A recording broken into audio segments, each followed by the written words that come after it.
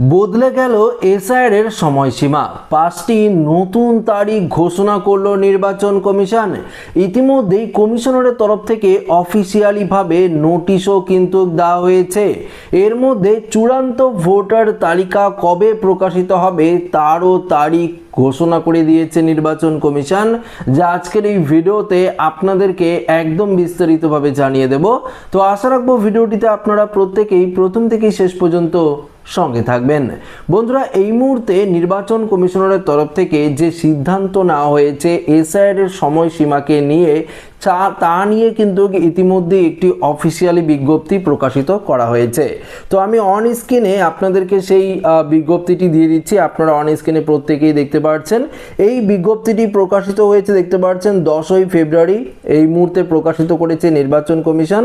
The chief electoral অফিসারের উদ্দেশ্যে এই নোটিশটি দেওয়া হয়েছে, ওয়েস্ট বেঙ্গল কলকাতা। এখানে পরিষ্কার বলে দিয়েছে, দেখুন এখানে কিন্তু শিডিউল দেওয়া হয়েছে, অর্থাৎ যে তারিখ পরিবর্তন করা হয়েছে নির্বাচন কমিশনারের তরফ থেকে, হিয়ারিং এর তারিখ, স্ক্রুটিনির তারিখ, পাশাপাশি চূড়ান্ত তালিকা প্রকাশের তারিখ, সেই তারিখগুলো কিন্তু উল্লেখ করে দিয়েছে। দেখুন এখানে পরপর আমি আপনাদেরকে আগে বলে দিচ্ছি, তারপর আরো বিস্তারিত আপডেটে আপনাদেরকে নিয়ে যাব। প্রথমত বলছে হিয়ারিং অফ নোটিশ। এখনো পর্যন্ত যে সমস্ত নোটিশ রয়েছে বা হিয়ারিং বাকি রয়েছে সেই সমস্ত হিয়ারিং 14ই ফেব্রুয়ারির মধ্যে কমপ্লিট করা হবে। এখানে বলছে scrutiny of documents and disposal, অর্থাৎ স্ক্রুটিনি করা হবে 21শে ফেব্রুয়ারি, অর্থাৎ 14 তারিখের পর আরও 7 দিন সময় দেওয়া হবে। তার মধ্যে ইআরও এইআরওরা আপনাদের সমস্ত ডকুমেন্টস সেগুলো কিন্তু স্ক্রুটিনি করে দেখবে, সমস্ত ডকুমেন্টস আরেকবার ঝাড়াই বাছাই করে দেখে তারপরেই কিন্তু তারা সিদ্ধান্ত নেবে। দেখুন এখানে সিদ্ধান্ত নেওয়ার সময় রয়েছে 25 তারিখ এবং 27 তারিখ। এখানে বলেছে এর মধ্যে সমস্ত কিছু, দেখুন 25 তারিখের মধ্যে একটা মোটামুটি ফাইনালাইজ কিন্তু করে দিতে হবে ইআরও এবং এইআরওকে।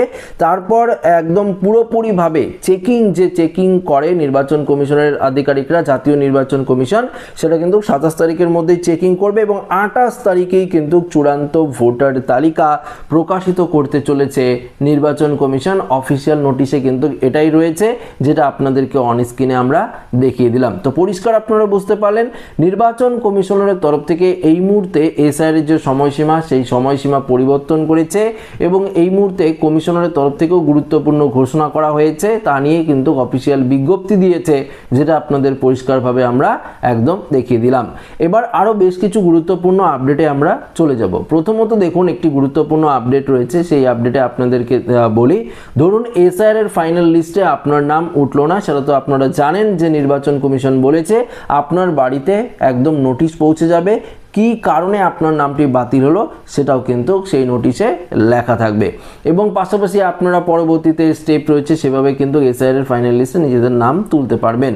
কিন্তু সবথেকে গুরুত্বপূর্ণ ঘোষণা দেখুন, নির্বাচন কমিশন সুপ্রিম কোর্টের নির্দেশ মেনে নিয়েছে ডোমিসাইল সার্টিফিকেটকে নিয়ে, অর্থাৎ যারা ডোমিসাইল সার্টিফিকেট জমা দিয়েছেন, আগে যারা হিয়ারিং করেছেন এবং আগে যদি আপনারা ডোমিসাইল বা স্থায়ী বসবাসের যে সার্টিফিকেট রয়েছে সেটা যদি জমা দিয়ে থাকেন, তার পরবর্তীতে কিন্তু ঘোষণা করেছিল নির্বাচন কমিশন সেই ডোমিসাইল সার্টিফিকেট চলবে না।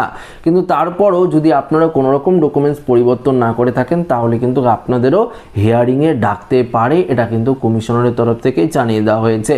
যদি হিয়ারিংয়ে ডাকে তাহলে যদি অন্যান্য ডকুমেন্টস থাকে সেটিও দিতে পারেন এবং যে 3টি শর্ত রয়েছে ডোমিসাইল সার্টিফিকেটকে নিয়ে সেই 3টি শর্ত মান্যতা করে পরবর্তীতে কিন্তু আপনারা ডোমিসাইল সার্টিফিকেট, অর্থাৎ এই যে ডোমিসাইল সার্টিফিকেট গ্রহণ করা হয়েছে সেটি কিন্তু আপনারা দেখিয়ে এসআইআর এর ফাইনাল লিস্টে নিজেদের নাম তুলতে পারেন, এটা কিন্তু কমিশনারের তরফ থেকে জানিয়ে দেওয়া হয়েছে। আচ্ছা, আরেকটি গুরুত্বপূর্ণ আপডেট আপনাদেরকে জানিয়ে দিই। দেখুন ইআরও এবং এইআরওরাই কিন্তু এসআইআর এর সমস্ত কাজ করছে, এটা তো আপনারা প্রত্যেকেই জানেন। অর্থাৎ ইআরও এবং এইআরও যারা রয়েছে তাদের উপরেই মেন দায়িত্ব রয়েছে, তারাই কিন্তু এসআইআর এর ঝাড়াই বাছাই করছে। তো তারাই সিদ্ধান্ত নেবে কে ফাইনাল লিস্টে থাকবে আর কে ফাইনাল লিস্টে থাকবে না, এটা কিন্তু ইআরও এবং এইআরওরাই কিন্তু সিদ্ধান্ত নেবে। কোনো মাইক্রো অবজারভার কিন্তু এই সিদ্ধান্ত নিতে পারবে না। তবে কমিশন জানিয়ে দিয়েছে বেশ কিছু সাপোর্টিং আধিকারিক থাকবে, তারা তাদেরকে সাপোর্ট করতে পারে, তারা হয়তো তাদের সমস্ত কিছু নথি একবার দেখতে পারে, কিন্তু তাছাড়া সমস্ত দায়িত্ব থাকবে ইআরও এবং এইআরওর ওপর, সেটা কিন্তু কমিশনারের তরফ থেকে পরিষ্কারভাবে জানিয়ে দেওয়া হয়েছে, সেটা আপনাদেরকে বলে দিলাম। দেখুন, এই যে এসআইআর এর ফাইনাল লিস্টটি প্রকাশিত হচ্ছে তার আগে কিন্তু নির্বাচন কমিশন জানিয়ে দিয়েছে অনেক ভোটার এসআইআর এর হিয়ারিংই কমপ্লিট করেনি। তার মধ্যে 5-6 লক্ষ ভোটার রয়েছে, সেটা তো জানেনই আপনারা। আগে ছিল 58 লক্ষ বাদ গিয়েছে খসড়া তালিকার আগে, সেক্ষেত্রে আরও 5-6 লক্ষ মানে বাদ যাওয়া মানে প্রচুর পরিমাণে এসআইআর এর ফাইনাল লিস্ট থেকে বাতিল হচ্ছে। পাশাপাশি হিয়ারিংয়েও আরও যারা ডকুমেন্টস প্রডিউস করেছেন এর মধ্যে প্রচুর ভোটার রয়েছে, লক্ষ লক্ষ ভোটারের নাম কিন্তু বাতিল হতে চলেছে। সেই সমস্ত ভোটারদের লিস্টও কিন্তু হয়তো বিভিন্ন পঞ্চায়েত অফিস, ওয়ার্ড অফিস থেকে শুরু করে ব্লক অফিস বিভিন্ন জায়গায় টাঙিয়ে দেওয়া হবে। হয়তো বিএলওদের কাছেও সেই লিস্ট থাকবে এবং সেই লিস্ট ধরে বিএলওরাও হয়তো আপনারা যদি যান বিএলওর কাছে বলে দিতে পারবে যে আপনার নামটি এসআইআর এর ফাইনাল লিস্টে কেন বাদ হলো, সে নিয়ে তো নোটিশ পাবেন। যদি নোটিশ না পেয়ে থাকেন বিএলওর সঙ্গে যোগাযোগ আপনারা করতে পারবেন। কিন্তু অফিসিয়াল একদম চূড়ান্ত যে তালিকা প্রকাশিত করা হবে সেটা কিন্তু অফিসিয়াল নোটিশে পরিষ্কার জানিয়ে দিয়েছে 28 ফেব্রুয়ারি অর্থাৎ এই ফেব্রুয়ারি মাসের শেষের দিন এসআইআর এর ফাইনাল যে তালিকা সেটা কিন্তু প্রকাশিত করবে নির্বাচন কমিশন। অফিসিয়াল ওয়েবসাইটেই কিন্তু প্রকাশিত করা হবে, সেখান থেকে কিন্তু আপনারা নিজেদের নাম দেখতে পারবেন সার্চ করে যে এই লিস্টে আপনার নাম রয়েছে কিনা। আপনার যে পোলিং স্টেশন রয়েছে, যেই কেন্দ্রে আপনারা ভোট দেন সেই কেন্দ্রের নামও আপনারা সেই কেন্দ্রের নাম সার্চ করে একদম পুরো লিস্টটা কিন্তু আপনারা ডাউনলোড করে চেক করে নিতে পারবেন এই লিস্টে আপনার নাম রয়েছে কিনা বা আপনার পরিবারের আর কারো নাম রয়েছে কিনা। যদি বাদ যায় পরবর্তী স্টেপে আপনারা কিন্তু সেটি আপিল করতে পারেন। তো আশা রাখবো এই ভিডিওটিতে আপনাদেরকে সঠিক ইনফরমেশন দিয়ে হেল্প করতে পেরেছি। ভিডিওটি ভালো লাগলে লাইক করবেন, বন্ধুদের সাথে শেয়ার করবেন, নতুন হয়ে থাকলে চ্যানেলটিকে সাবস্ক্রাইব করে আমাদের সঙ্গে জুড়ে থাকবেন। ধন্যবাদ।